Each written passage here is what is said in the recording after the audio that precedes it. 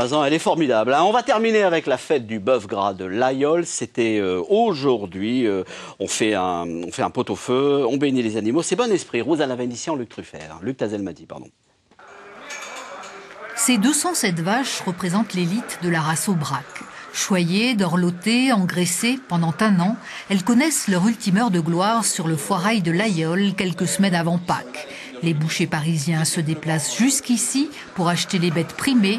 Les deux plus belles sont vendues aux enchères. On regarde la conformation des bêtes, l'état d'engraissement, la finesse, et à partir de là, on fait un classement.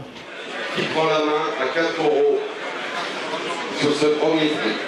23,30 € le kilo, record battu pour cette bête vendue après une âpre bataille. Je suis quand même content pour l'éleveur parce qu'il leur a fait une belle plus-value et c'est ce qui est important. Il faut récompenser des gens comme ça. Une vache, pour être rentabilisée à ce prix-là, au prix d'achat, il faudrait vendre notre faux filet 300 € le kilo. C'est une grande surface qui veut faire de l'image, qui va vendre une vache parmi des centaines d'autres avec une plaque. C'est du folklore.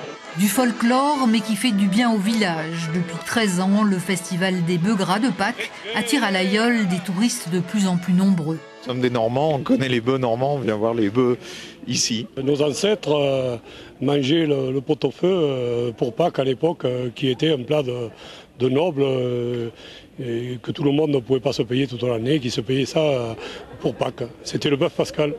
Alors la bénédiction, elle va sur tout l'Aubrac. Après la bénédiction des bœufs, la messe est dite et c'est dans votre assiette peut-être que vous prolongerez la fête dans 2 ou 3 semaines.